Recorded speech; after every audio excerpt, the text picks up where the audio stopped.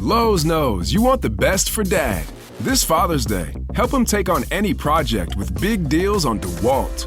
Right now, get a free XR8 amp-hour battery when you buy select DeWalt tools. That's not all. Get up to 2 free select tools when you buy a select DeWalt 20-volt max battery kit. Maximum initial battery voltage measured without a work load is 20 volts. Nominal voltage is 18.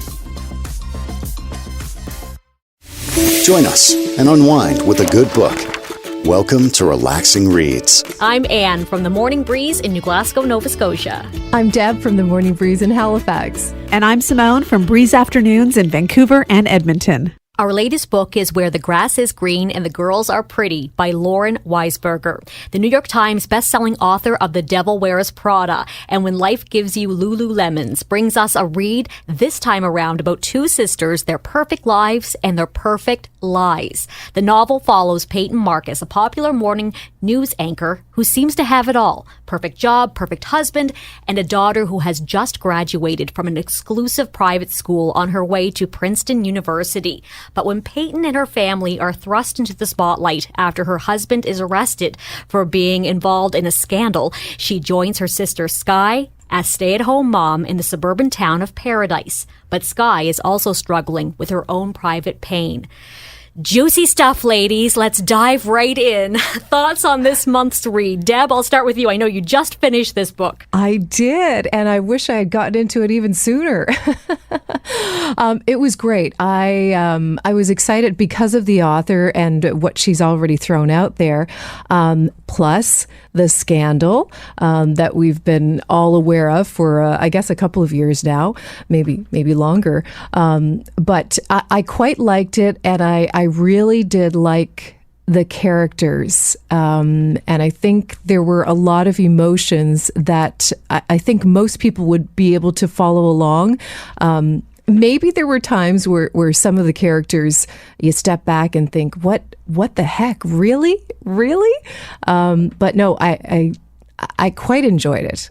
What about you, Simone? Oh my gosh, me too. I loved it. And I know Deb and I are the ones that are always reading like the day before we have our discussion.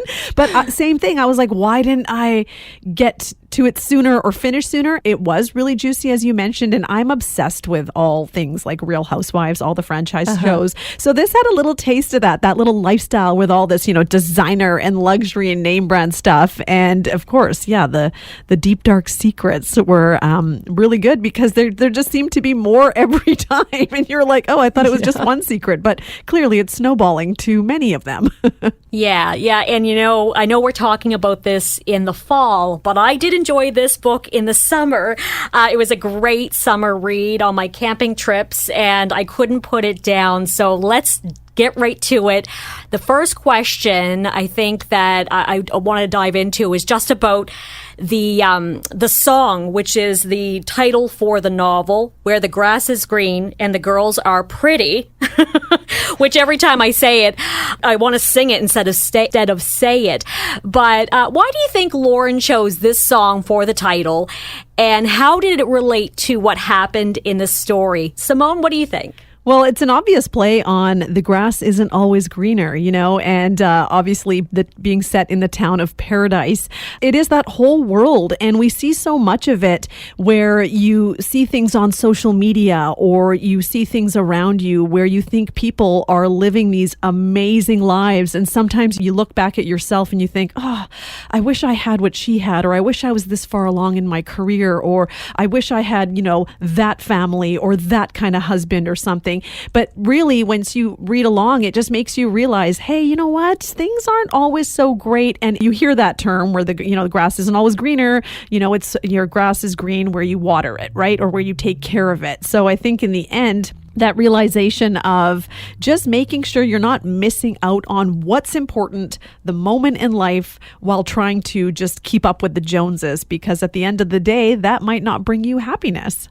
That is a deep dive, Simone. Wow. Yeah. Very impressed right now. 100%. Deb, what are your thoughts on this? Yeah, no, I absolutely agree with Simone. It's those lifestyles that may, for I guess probably for most people, seem so unattainable. But yes, let's go for it. Let's do whatever we need to do to get there. And having to set the standards because of a certain lifestyle and follow along in that imaginary handbook of life. Let's get the cookie cutter house and the family, and in this particular area, this suburb or this city, this location, and as you mentioned, Simone, keeping up with the Joneses, that idea of perfection that really doesn't exist, but you still want to believe that it does, or a lot of people would like to believe it. So I think that image is out there in the shows that we see, in the scandals on the front pages, or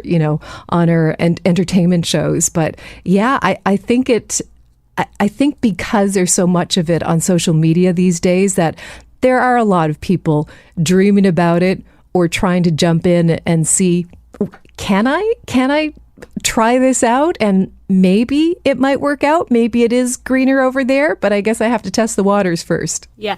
And I also would add to that nostalgia around the memories of going to concerts. Like, in the book, I think one of the main themes of the book is sisters. These two sisters, and what they're going through together. And there's parts where they're reminiscing about their teenage years and when they went to these concerts and stuff like that. So I don't know. I sort of thought that played into it a bit as well.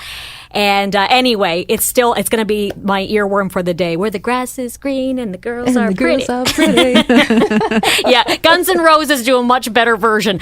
All right, so a 3-part question next. What was your opinion on Peyton's reasoning for trying to buy a Princeton admission for her daughter, Max? Why did her husband, Isaac, have to take the fall for what happened? And what would you have done in her shoes? So I know a lot to unpack there, but Simone, I know you're up to the task here on this one. So what do you think about those questions? Well, that's just it. It's the whole prestige. And she was a, news anchor. People loved her. She had everything going on. She wanted to have the perfect career, the perfect life, the perfect body, and took really good care of herself. And then it was all of her friends, keeping up with them and making sure her daughter goes to an Ivy League school. It's just a checklist on that box of what is considered to be perfection. So I think that's where her headspace is that my daughter deserves the best of the best. I didn't get it. So I am going to do whatever I can now that I am a person in power to be able to do this. And at the end of the day, I don't think she was coming from that place of committing a crime. I think she just thought it's like anything. Your kids are having some event at school, and if you can, put out $100 gift certificate, goes a long way, right? With people thinking, oh, wow, that mom is incredible. She did something. So here this mom is thinking, I'm just going to give a little charity donation so they're aware of her, and they just know that our family is a well-to-do family. We bring a lot to the table, but not so much as some of the college scandals that we've seen come to surface, where people were actually having fake people take tests and, fake people in photos at those campuses. So I think she just really thought, you know what, I'm going to do this for my daughter because it'll be the life that I didn't have, she can have. And that's just it. I think her husband took the fall because she is such a public personality. She is so well loved. He could go away, do the time, and he thought it won't taint her reputation. And I probably would have done the same thing. I think if I was in that situation, if my husband said, hey, listen, in your world, this is really going to ruin things for you and your future. So if I can help you, let me help you. But I think at the end of the day, fessing up to what you do is important, because then you're admitting to it. And who haven't we seen bounce back from scandal? Like, just thinking about this, I think about the actual college admission scandal, and Lori Loughlin and her daughter, Olivia Jade, is on Dancing with the Stars. You look at someone like, Martha Stewart, who did jail time, and she was just on the Today Show talking about her new dessert cookbook. So I think the people who fess up to it, own up to it, and say, listen, I did a bad thing, but I'm ready to make it right. I think that's just it. So fessing up to it at the end of the day was the right step. I think, I like looking at it from that angle, Simone, and thinking about all those celebrities who have done wrong. I mean, we are all human, right? We all make mistakes, and we want to do what's best or what we think might be best for our family and our friends as well, if you want to extend that circle. And I think initially people, they don't love it, but sometimes they like to see celebrities or people in power fail, or see that there's the human, there's the person that I think I know. And then when you realize, okay, they've paid their price, they've done what they had to do to get back on track. So now let's embrace them as we would with our family members. But yeah, I think she was just so desperate to do anything for Max, and perhaps also obsessed with her own dreams. She just couldn't help herself. This is, she wasn't thinking that, okay, what's going to happen down the line? Somebody's going to get in trouble. We're breaking laws here. I think that's what you want to do without thinking of the ramifications. You're just so anxious to get in there and do it and hopefully come out on the better end, I suppose.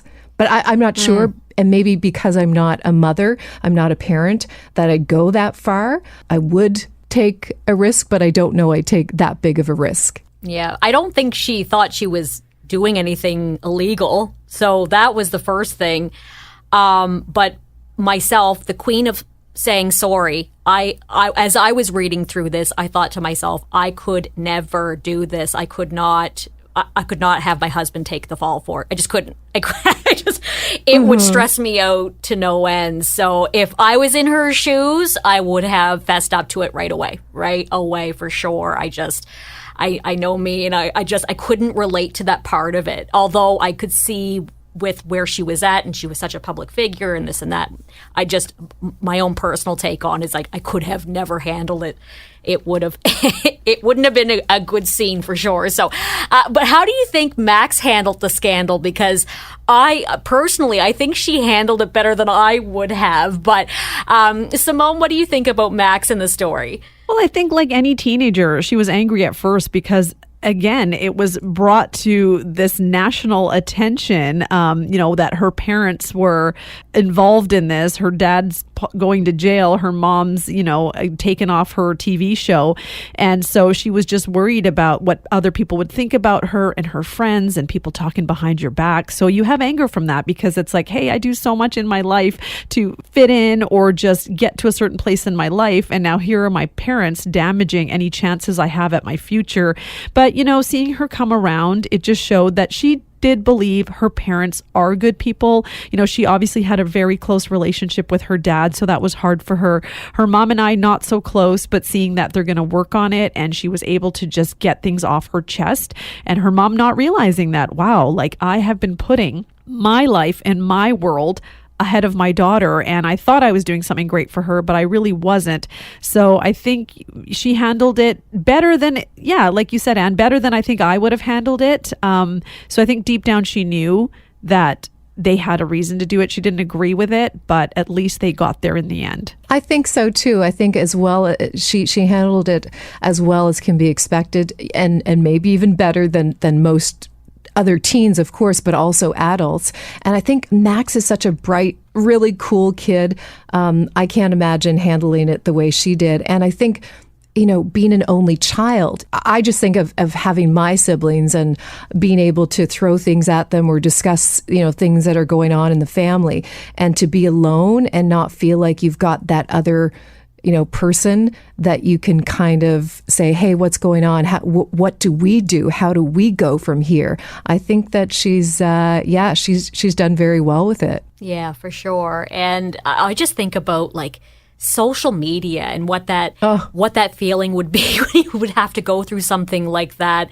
All I can think about is, thank goodness when we were growing up we didn't have Facebook. That's all I think about that all the time, because it's like none of our stuff from the past, we've all done things that it surfaces, and the teens these days, I mean, it's as quick as somebody filming you and it's on Snapchat and it's gone viral and it's everywhere, right? Oh, yeah. Yeah. Sorry, Facebook isn't cool. It's all, what is it? It's all about, it's like Snapchat and TikTok. what else is there? TikTok. Yeah. Yes, TikTok. But, Yeah.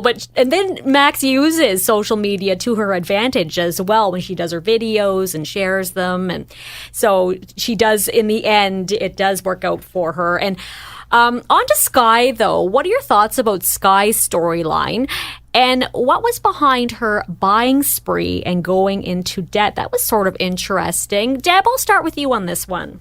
Okay, sure. We were talking, or you had mentioned the sisterhood or the relationship in the story with Sky and Peyton, and I have two sisters myself, so I love her spirit and I love the differences between her and Peyton. I think she was a very interesting character, and I think of her and my older sister because. And my younger sister as well. We are all very different, but have a lot of similarities and interesting times in our lives. We always come together in the end. We have each other's back. But there were a few moments where I thought, wow, would I even be friends with you if I didn't have to be, I know we're siblings, but would I be your friend if I was outside this circle? But yeah, I really do like Sky's character. And I think she has such great passion for the families that, she wanted to help and such a good heart. And I don't know how similar she is, when you compare Peyton's character, but coming together as sisters, I love that relationship. And Simone, what do you think? I liked her storyline as well. And I think, she had it all together. She went to the great school and, had this life in the suburbs, but there was obviously a void in her that she was filling by buying things and doing things. And she just didn't know what her place in life was because she pictured her life going a certain way. But as we know, your life can change course and direction at any time. And you kind of have to just understand that this is what is meant for you. And you can only fight so much. And so I was really happy to see that in the end, she was going to, adopt another baby. And I just thought maybe she, in her mind, since she had her life planned a certain way and it kind of detoured and she had to be the pack mom or do stuff at school. But I think in the end, this is what her life was meant to be. And she's finding that passion in just that world of being a mom with kids. Like I know a lot of friends who were extremely career driven and had all these goals. Even myself, I think about some of the things I wanted to do. And it's not that you give it up to have children, but you're just in a different place and you think this is not forever. When you have children, they're only small for so long. They're your whole world. And I see it with my oldest. He's already kind of like, Mom, can I go with my friends? Can I go do something else? So you don't have a lot of time with them before they kind of get back into their own worlds. And then you're free again to kind of focus on some of the things you couldn't do at a certain point that maybe you thought, oh, at this age, I will be here in my life. Well, you might get there a little later if it's still a passion, but at the end of the day, if it doesn't happen, it's okay. Just find that happiness in your life. Find that passion over that perfection, Yeah, Although sometimes I guess it's hard to find the balance, right? Yeah. Yeah, and I felt it was a bit open-ended too because it never really...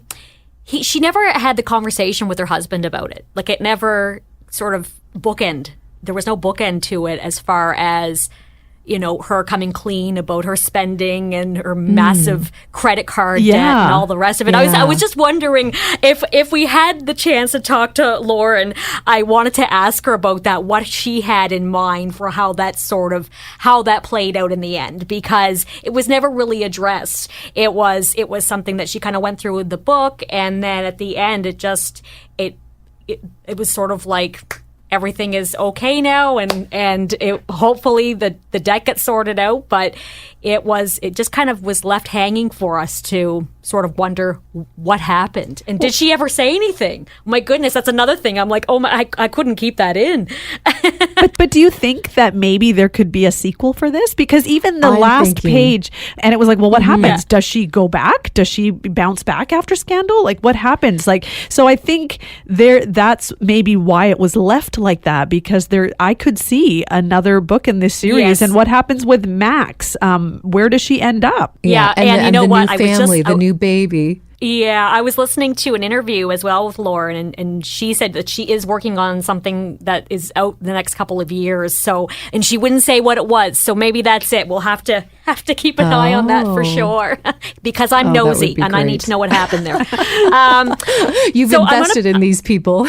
Yes. A bit of a spoiler alert right now. We're going to unpack the ending. So if you haven't had a chance to get to the end, you may want to check back on this final bit of the discussion at a later date. Okay. So here it is. The final question. Why do you think Peyton finally decided to turn herself in? And further that, what do you foresee the lasting repercussions for doing so? So Simone, how will Peyton's, career be affected and all of that with her going to jail?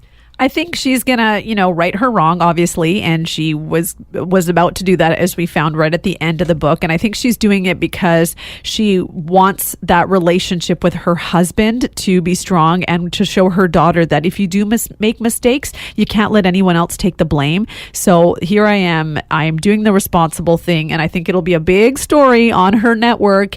And I think people will, because she is such a likable person, as you read along, wherever she went, people loved her. And I think she'll get back to doing what she loves, and it'll be a learning lesson for her. And people will say, you know what, like I said, the Martha Stewarts of the world and stuff, they did their time.